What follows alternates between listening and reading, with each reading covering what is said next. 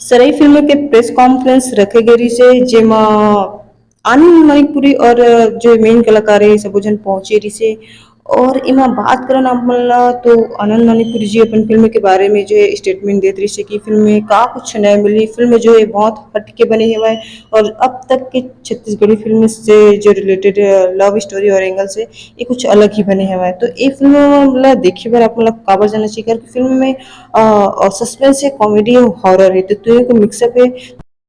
ADM show के नाम से कॉमेडी यूट्यूबर जो है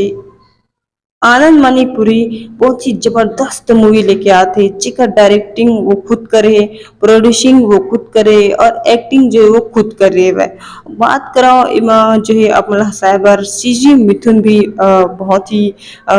अच्छा से नजर आई साथ में आनंद मणिपुरी जी के और ये फिल्म जो है एक अलग ही एंगल से बने हमारे छत्तीसगढ़ में मैं बात कर रहा हूँ तो इस टाइप की फिल्म में अभी तक का थोड़ा सा मैं देखी ही नहीं हूँ और कि ज्यादातर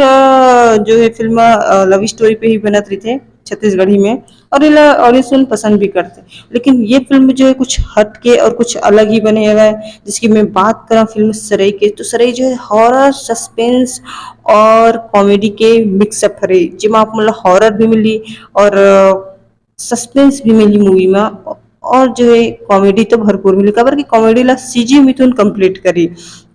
और साथ ही साथ ये फिल्म किसे है और देखे पर तो थिएटर में जाए चले पड़ी आप मन ला तो का कुछ बोले से कैरेक्टर में सुनो आप मन कि जब मैं खुद के प्रोजेक्ट लाइफ के बारे में सोचा हूँ तो संसाधन की कमी हो जाए खुद में जब प्रोड्यूसर हो जाओ तब प्रोड्यूसर मन चाहे नया आर्टिस्ट मतलब उतना कॉन्फिडेंस जतावा ही नहीं मन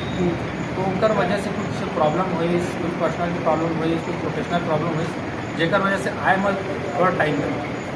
लेकिन अभी आए हैं तो अच्छा से कंटेंट लेके आए हैं। अनीता मैम आप सब आप लोग बहुत बहुत बधाई हो कैसे आप मन